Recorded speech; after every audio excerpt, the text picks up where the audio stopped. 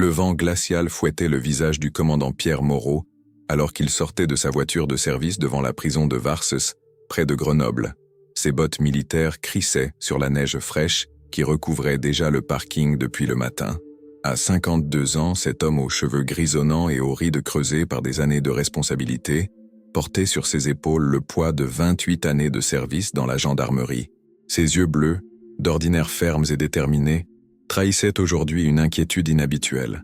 La météo annonçait une tempête d'une violence exceptionnelle pour les prochaines 48 heures, et 3 de ses meilleurs hommes étaient bloqués en haute montagne avec un groupe de randonneurs imprudents. « Commandant, vous êtes certain de votre décision ?»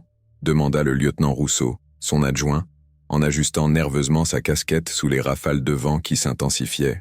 L'homme de 35 ans, père de famille consciencieux, avait toujours fait preuve d'une loyauté indéfectible envers son supérieur, mais cette fois, il ne cachait pas ses réticences. Moreau s'arrêta devant les hautes grilles de la prison, observant les bâtiments gris qui se détachaient contre le ciel menaçant. Les nuages noirs s'accumulaient rapidement au-dessus des sommets alpins, présageant la tempête annoncée par Météo France. « Mes hommes sont à 3000 mètres d'altitude, Rousseau. La tempête va frapper dans moins de 6 heures. Nos guides civils les plus expérimentés sont soit malades, soit déjà en mission ailleurs. Nous n'avons pas d'autre choix. » Sa voix était ferme, mais ses mains gantées se crispèrent légèrement. Cette décision allait à l'encontre de tous les protocoles, de toutes les règles qu'il avait respectées pendant sa carrière. Mais parfois, sauver des vies exigeait de prendre des risques calculés. L'intérieur de la prison sentait le désinfectant et l'humidité. Le directeur, M. Blanchard, un homme corpulent aux lunettes épaisses, les accueillit avec un mélange de surprise et d'inquiétude. « Commandant Moreau, j'ai reçu votre appel il y a 1 heure. Franchement, cette demande est inhabituelle. Alexis Dubois purge une peine pour homicide involontaire.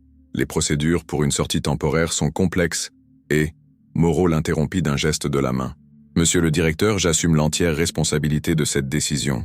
Mes hommes risquent leur vie là-haut, et Dubois est le seul dans un rayon de 100 km à connaître suffisamment bien le secteur du col de la Traversette pour nous aider. » Dans sa cellule austère au mur beige, Alexis Dubois terminait la lecture d'un livre sur les techniques d'alpinisme quand le gardien frappa à sa porte.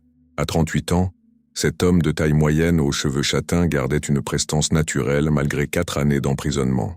Ses mains, autrefois habiles à manier les cordes et les piolets, étaient maintenant celles d'un homme qui avait appris la patience forcée. Ses yeux verts, jadis brillants de passion pour la montagne, portaient désormais une mélancolie profonde, mais aussi une détermination silencieuse. Quand le gardien lui annonça qu'un commandant de gendarmerie souhaitait le voir, Dubois ressent une appréhension mêlée de curiosité. La salle de visite était éclairée par des néons blafards qui donnaient une teinte jaunâtre au visage. Moreau observa attentivement l'homme qui s'asseyait en face de lui. Dubois portait l'uniforme standard de la prison, mais sa posture droite et son regard direct trahissaient encore l'homme habitué aux grands espaces et aux responsabilités. « Monsieur Dubois, je suis le commandant Moreau de la gendarmerie de Haute-Montagne. Je connais votre dossier et votre situation. Mais je connais aussi votre réputation d'avant. Vous étiez guide professionnel, spécialisé dans les secours en haute montagne. » Dubois hocha lentement la tête, ses mains croisées sur la table métallique froide. « C'était avant, commandant, avant que je... » Sa voix se brisa légèrement. « Avant que quelqu'un meure à cause de mes décisions. » Moreau se pencha en avant, son regard intense fixé sur celui de Dubois. « 3 de mes gendarmes et 5 civils sont bloqués au refuge du col de la Traversette. Une tempête exceptionnelle arrive, plus violente que tout ce que nous avons connu depuis 10 ans. Mes hommes ont 48 heures maximum avant que les conditions deviennent mortelles. Vous connaissez cette région mieux que quiconque. » Le silence s'installa dans la pièce, troublé seulement par le bruit sourd du chauffage et les pas des gardiens dans le couloir. Dubois ferma les yeux un instant, comme s'il revoyait les pentes enneigées et les couloirs rocheux qu'il avait parcourus des centaines de fois. « Pourquoi moi, commandant? Pourquoi faire appel à quelqu'un comme moi ?» La question était posée avec une amertume contenue, mais aussi une lueur d'espoir qu'il tentait de dissimuler. Moreau réfléchit quelques secondes avant de répondre avec une franchise désarmante. « Parce que tous nos autres spécialistes sont indisponibles, et parce que malgré ce qui s'est passé il y a 4 ans, vous restez l'homme qui a sauvé 43 personnes en 15 ans de carrière avant cet accident tragique. Parce que je pense que vous portez assez de culpabilité pour comprendre ce que signifie vraiment sauver des vies. » Dubois ouvrit les yeux et regarda longuement par la petite fenêtre grillagée de la salle de visite. Au loin, Il pouvait apercevoir les sommets alpins qui se couvraient rapidement de nuages sombres, ces montagnes qu'il avait tant aimées, qui avaient été sa passion et sa perdition. « Si j'accepte, qu'est-ce que cela signifie concrètement ?» demanda-t-il d'une voix plus ferme. Moreau sortit des papiers de sa mallette. « Sortie temporaire sous ma responsabilité personnelle. Vous serez menotté pendant le transport jusqu'à la base, puis libéré de vos liens pour l'opération. Un de mes hommes vous accompagnera en permanence, mais sur le terrain, c'est votre expertise qui primera. » Le regard de Dubois se durcit légèrement. « Et après, je reviens ici comme si rien ne s'était passé ?» Moreau hocha la tête avec gravité. « Oui, vous revenez purger le reste de votre peine. Je ne peux rien promettre d'autre. Mais peut-être que sauver 8 vies vous aidera à trouver une forme de paix avec vous-même. » Ces mots touchèrent à quelque chose de profond chez Dubois. Pendant 4 ans, il avait ruminé sa culpabilité, ressassé les erreurs qui avaient coûté la vie à Jean Martineau, ce client de 45 ans qui lui avait fait confiance lors de cette expédition fatale. Dubois se leva lentement, ses jambes légèrement ankylosées par des mois de vie carcérale. « D'accord, commandant. J'accepte. » Sa voix était claire, déterminée. « Mais je veux que vous sachiez une chose. Si j'accepte, ce n'est pas pour moi. C'est parce que je sais ce que c'est que de voir mourir quelqu'un qu'on était censé protéger, et je ne souhaite cela à personne. » Moreau se leva à son tour et tendit la main. Quand Dubois la serra, le commandant sentit une poigne ferme, celle d'un homme qui retrouvait un objectif. Les formalités furent expédiées en 1 heure. Blanchard, le directeur, signa les papiers avec une mine réprobatrice, mais n'osa pas s'opposer à la détermination du commandant. Dubois enfila rapidement les vêtements de montagne que Moreau avait apportés. Une combinaison thermique, des bottes spécialisées, une veste technique. Ses gestes retrouvaient une assurance oubliée, comme si son corps se souvenait de ses préparatifs qu'il avait effectués des centaines de fois. Dans le véhicule qui les emmenait vers la base de la gendarmerie de haute montagne, les 2 hommes restèrent silencieux, chacun perdu dans ses pensées, alors que les premiers flocons de neige commençaient à tomber avec une intensité inquiétante. La base de la gendarmerie de haute montagne de Chamonix bourdonnait d'une activité fébrile malgré l'heure tardive. Les flocons de neige s'écrasèrent maintenant contre les grandes baies vitrées avec une violence croissante, et le vent hurlait entre les bâtiments préfabriqués avec un son lugubre qui n'annonçait rien de bon. Dans la salle d'opération, éclairée par des néons blancs crus, une dizaine de gendarmes s'affairaient autour de cartes topographiques, de radios grésillantes et d'écrans d'ordinateur affichant les dernières données météorologiques. L'atmosphère était tendue, chargée d'une électricité palpable qui précède les grandes catastrophes naturelles. Le commandant Moreau poussa la porte de la salle, suivi d'Alexis Dubois qui découvrait un environnement qu'il n'avait pas côtoyé depuis 4 ans. Les conversations s'interrompirent brutalement. Tous les regards se tournèrent vers le prisonnier en tenue de montagne, et le silence qui s'installa fut plus éloquent que tous les reproches. Le brigadier-chef Lemoine, vétéran de 45 ans aux tempes grisonnantes et au visage buriné par 20 années de mission en haute montagne, fut le premier à réagir. « Commandant, avec tout le respect que je vous dois, qu'est-ce que cet homme fait ici ?» Sa voix trahissait une incrédulité teintée de colère contenue. Moreau se dirigea vers la grande carte murale qui représentait le massif alpin, ses reliefs complexes marqués de courbes de niveaux serrés et de zones de danger. « Messieurs, je vous présente Alexis Dubois, ancien guide de haute montagne. Il va nous accompagner dans l'opération de secours. » Un murmure de protestation parcourut l'assemblée. Le maréchal des logis Petit, jeune homme de 28 ans au regard vif, ne put retenir sa réaction. « Mais commandant, cet homme est en prison pour homicide. Comment pouvons-nous lui faire confiance avec la vie de nos collègues ?» L'objection était légitime, et Moreau le savait parfaitement. Il avait anticipé cette réaction, mais cela ne la rendait pas moins difficile à gérer. Dubois resta immobile près de la porte, les mains dans le dos, observant ces hommes qui allaient peut-être compter sur lui dans les heures à venir. Il sentait le poids de leurs regards suspicieux, de leur méfiance justifiée. Ces gendarmes ne voyaient en lui qu'un criminel, et il ne pouvait pas leur en vouloir. Lui-même, pendant des mois, s'était vu comme un meurtrier. « Je comprends vos réticences », dit-il finalement d'une voix calme mais ferme. « Il y a 4 ans, j'ai pris de mauvaises décisions qui ont coûté la vie à un homme. Jean Martineau avait 45 ans, 2 enfants, une femme qu'il aimait. Je porte cette responsabilité chaque jour depuis. » Le brigadier-chef Lemoine croisa les bras, son expression restant sceptique. « Et qu'est-ce qui nous garantit que vous ne referez pas les mêmes erreurs? Que vous ne mettrez pas nos hommes en danger ?» La question était directe, brutale même, mais Dubois l'accueillit sans broncher. Il s'avança vers la carte murale, et ses yeux se mirent à briller d'une lueur qu'on ne lui avait pas vue depuis des années.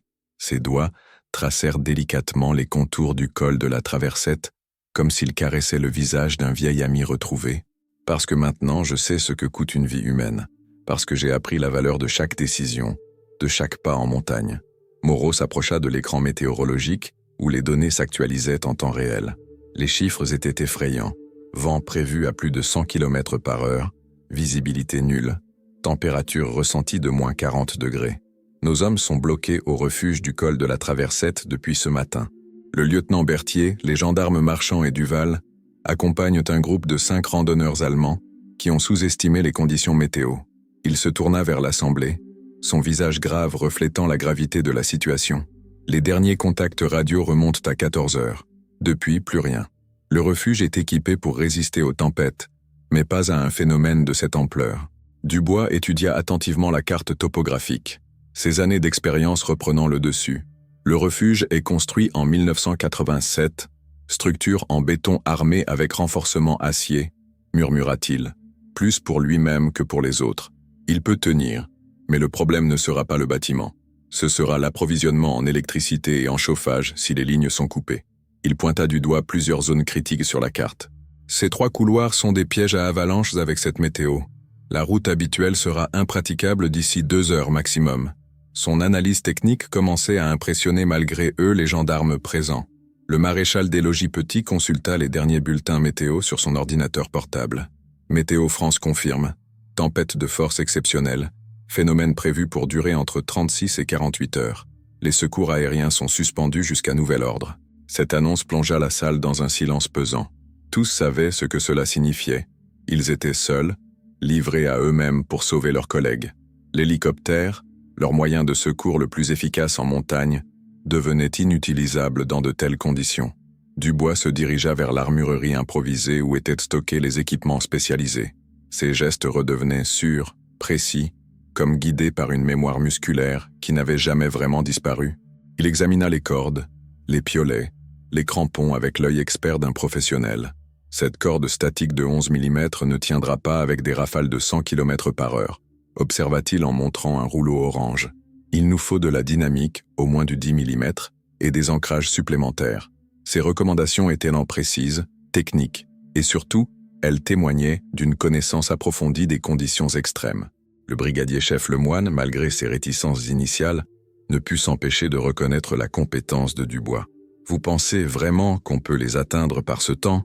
demanda-t-il, sa méfiance cédant progressivement la place à un respect professionnel. Dubois étudia une dernière fois la carte, calculant mentalement les distances, les dénivelés, les risques. Il y a un passage par la crête Est que peu de gens connaissent. J'y suis passé peut-être 15 fois dans ma carrière. C'est exposé et dangereux, mais c'est notre seule chance d'arriver jusqu'au refuge sans déclencher d'avalanche. Moreau prit la parole, sa voix portant l'autorité de ses années de commandement. Nous partons dans 1 heure. Équipe de 4 hommes, Lemoine, Petit, Dubois et moi. Équipement complet de secours. Vivre pour 72 heures.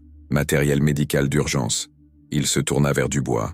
Vous menez la progression sur le terrain, mais Lemoine garde l'autorité opérationnelle sur l'équipe. C'est clair ? Dubois acquiesça sans hésitation. Cette répartition des rôles était logique et respectait la hiérarchie, tout en utilisant au mieux ses compétences spécifiques. Alors que les hommes se préparaient dans un silence concentré, Dubois s'approcha du commandant Moreau. « Commandant, je veux que vous sachiez que je mesure parfaitement les risques que vous prenez en m'emmenant. Si quelque chose tourne mal, si mes décisions mettent l'équipe en danger, n'hésitez pas à... » Moreau l'interrompit d'un geste. « Dubois, j'ai pris ma décision en connaissance de cause. Maintenant, concentrez-vous sur une seule chose, ramener nos hommes vivants. » Ces mots simples contenaient une confiance que Dubois n'avait plus ressentie depuis des années. Dehors, la tempête redoublait d'intensité. Les véhicules de service disparaissaient déjà sous une couche de neige épaisse, et les rafales de vent faisaient vibrer les structures métalliques de la base. Le maréchal des logis Petit vérifia une dernière fois les batteries des radios de secours. Communication prévue toutes les 30 minutes, fréquence de secours en backup, annonça-t-il en distribuant les appareils. Dans cette nature hostile qui les attendait, ces petits boîtiers noirs représentaient peut-être leur seul lien avec la civilisation et l'espoir d'un secours extérieur si tout tournait mal. Le brigadier chef Lemoine sangla son sac à dos de montagne, lourd d'équipements de survie. « Dubois, dit-il en s'approchant de l'ancien guide, je ne vous fais pas confiance et je ne vous aime pas. Mais si vous nous sortez de là, si vous sauvez nos collègues, alors peut-être que je réviserai mon jugement. » Ces paroles, bien que dures, contenaient une honnêteté brutale que Dubois respecta. « C'est tout ce que je demande, brigadier chef, une chance de prouver que je peux encore être utile. » Les 4 hommes terminèrent leurs préparatifs en silence, chacun sachant qu'ils s'apprêtaient à affronter l'une des tempêtes les plus violentes jamais enregistrées dans les Alpes françaises. La nuit alpine était tombée comme un rideau noir sur les sommets enneigés, quand l'équipe de secours quitta la base dans le véhicule tout-terrain spécialement équipé. Les phares perçaient difficilement le mur de neige qui s'abattait maintenant avec une violence inouïe sur la vallée. Dubois, assis à l'arrière aux côtés du maréchal des logis Petit, observait le paysage familier qui défilait derrière les vitres givrées. Chaque virage, chaque pont, chaque hameau endormi sous la tempête réveillait en lui des souvenirs douloureux, mais aussi une familiarité rassurante avec ces montagnes qu'il avait tant aimées.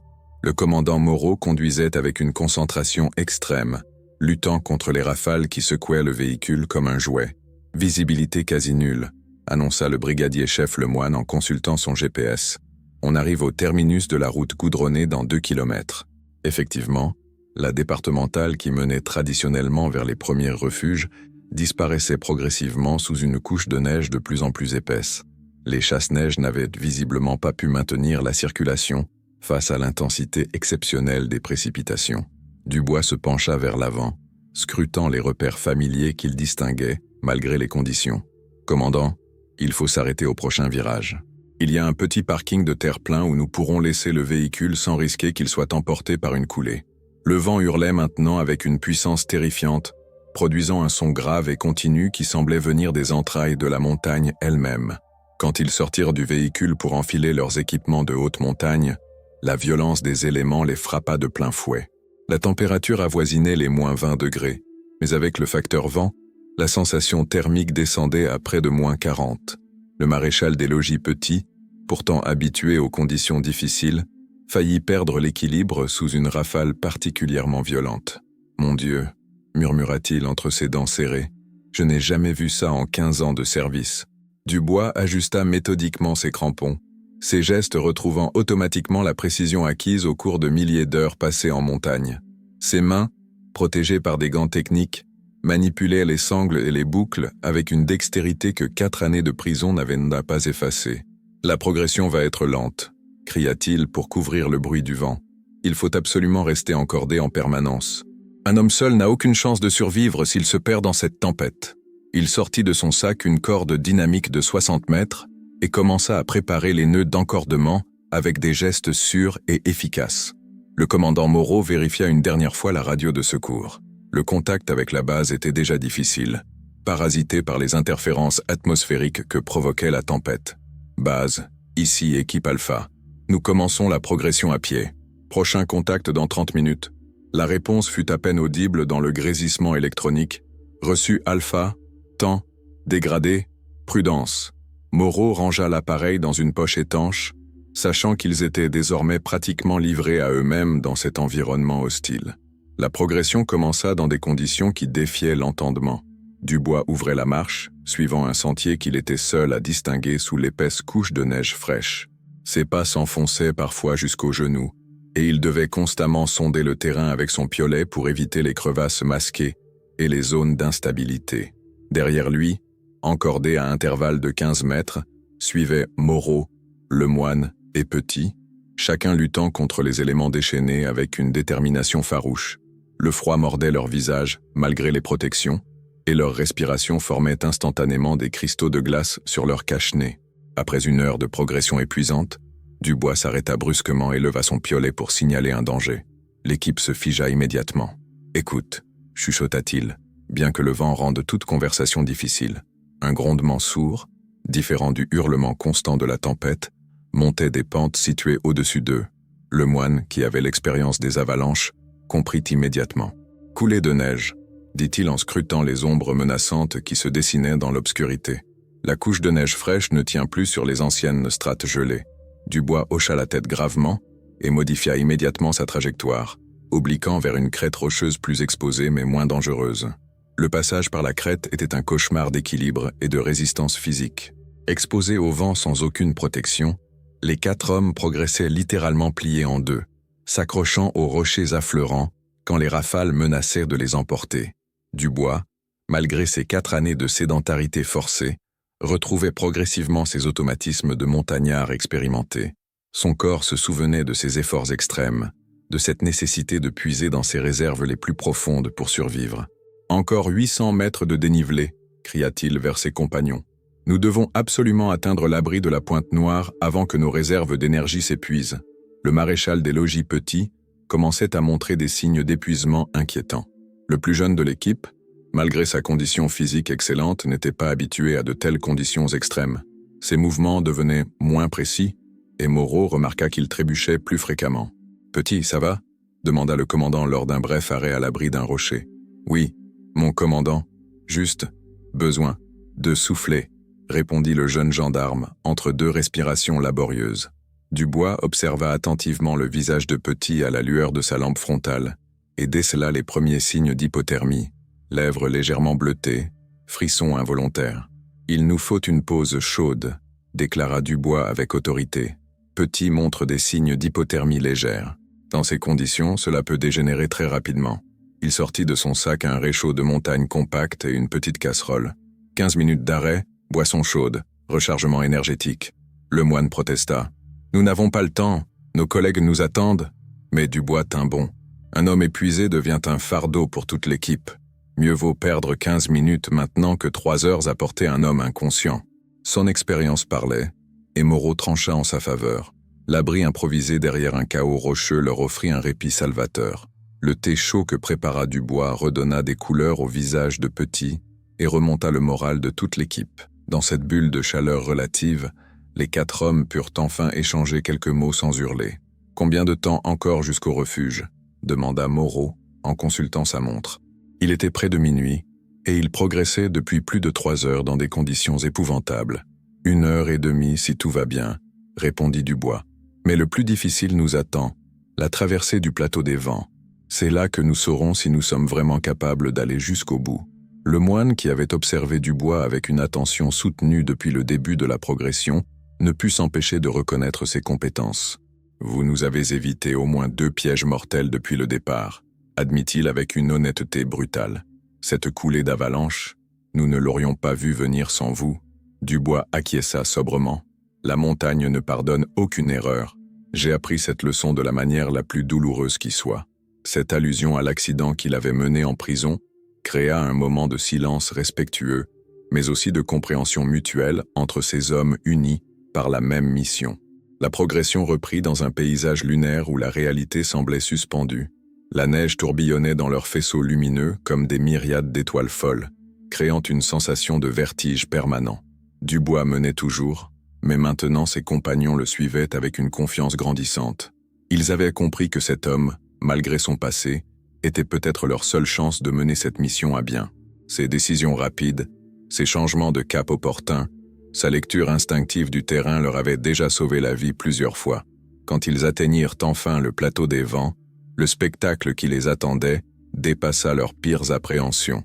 L'étendue blanche s'étendait devant eux comme un océan déchaîné figé dans la glace, balayé par des rafales d'une violence inhumaine qui soulevaient des nuages de poudreuse aveuglants.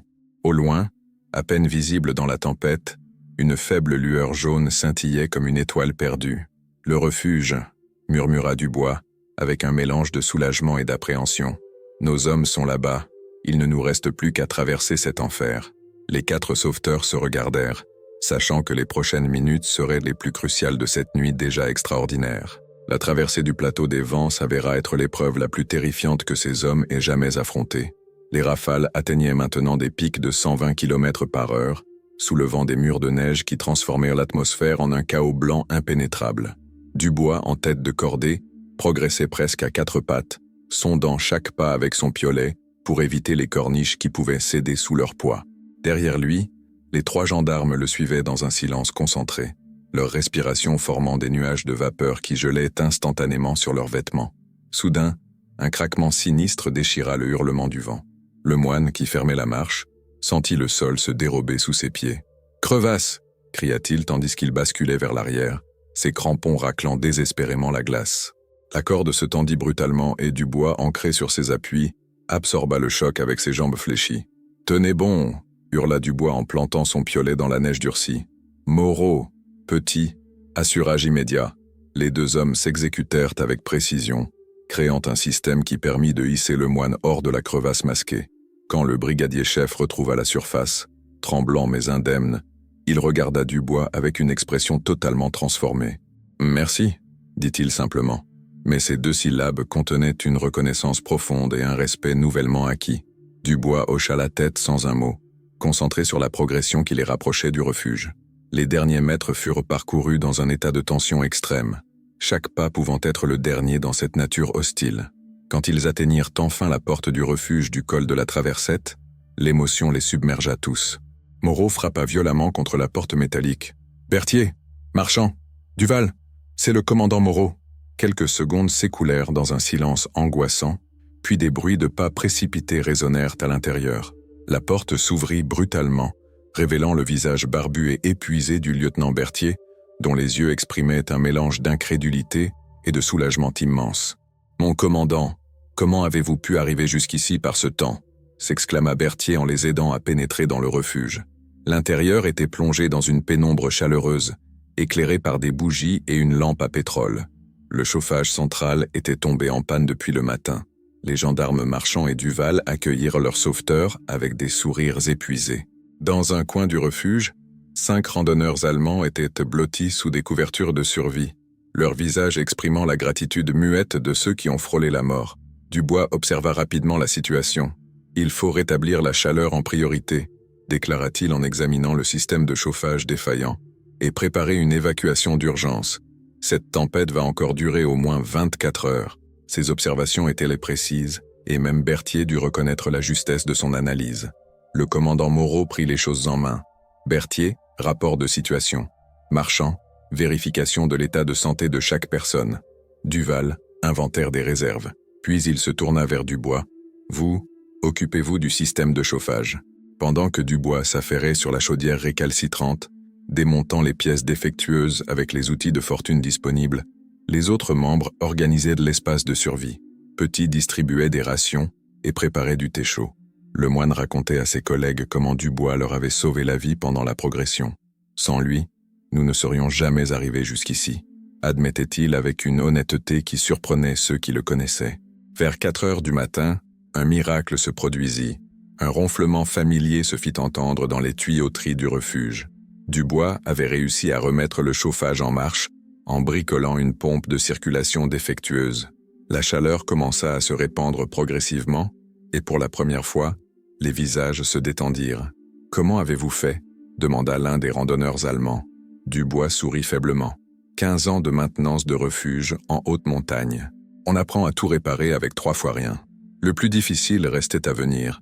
Organiser l'évacuation de 11 personnes dans des conditions météorologiques épouvantables. Moreau tentait de rétablir le contact radio avec la base, mais les interférences rendaient toute communication impossible. Dubois étudiait une carte du secteur, calculant les options d'évacuation. « Il y a 2 possibilités », annonça-t-il. « Attendre que la tempête passe, mais nous risquons de manquer de vivres. Ou tenter une évacuation par la vallée de l'Ubaye, mais c'est risqué avec les avalanches. » Le débat révéla les qualités de leader de Dubois. Il présenta objectivement les avantages et inconvénients de chaque option, s'appuyant sur sa connaissance du terrain. Berthier se laissa convaincre par la logique de son raisonnement. « La vallée de l'Ubaye reste notre meilleure chance », reconnut le lieutenant, « mais il faudra y aller par petits groupes, les plus fragiles en premier. » Cette stratégie d'évacuation progressive était risquée, mais offrait les meilleures chances de survie. L'aube se levait quand la première équipe se prépara à quitter le refuge.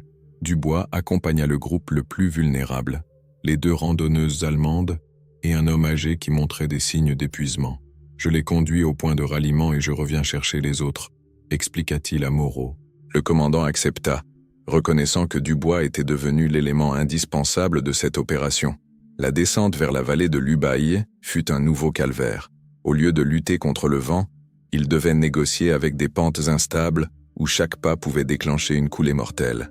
Dubois progressait avec prudence extrême, testant chaque appui, guidant ses protégés avec patience infinie.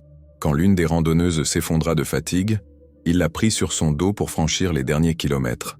Ce geste de solidarité pure marqua profondément tous les témoins. Quand les secours officiels arrivèrent dans la vallée, alertés par un signal de fumée que Dubois avait allumé, ils trouvèrent 11 personnes sauvées et un homme transformé. Le détenu sorti de prison sous surveillance méfiante était devenu le héros de cette opération. Le moine témoigna « Cet homme nous a sauvé la vie. Sans lui, nous serions tous morts. » Moreau confirma que Dubois avait fait preuve d'un courage et d'une compétence exceptionnelle. Le retour vers la prison se déroula dans une atmosphère étrange, mélange de satisfaction et de mélancolie. Dubois regardait défiler les paysages alpins, sachant qu'il ne les reverrait peut-être plus avant des années. Mais quelque chose avait changé en lui. La culpabilité dévorante s'était muée en paix intérieure. Il avait prouvé qu'il pouvait encore sauver des vies. Cette nuit lui avait rendu une partie de son humanité perdue. 3 mois plus tard, une demande de révision de peine fut déposée, soutenue par les témoignages unanimes des gendarmes et des victimes sauvées. Dubois ne savait pas si cette démarche aboutirait, mais cela n'avait plus d'importance. Il avait retrouvé l'estime de soi et la conviction qu'une seconde chance était possible. Moreau venait le voir régulièrement, et leur amitié improbable était devenue l'un des liens les plus forts que ces hommes croient connus. Cette nuit extraordinaire rappelait que l'héroïsme peut surgir des endroits les plus inattendus.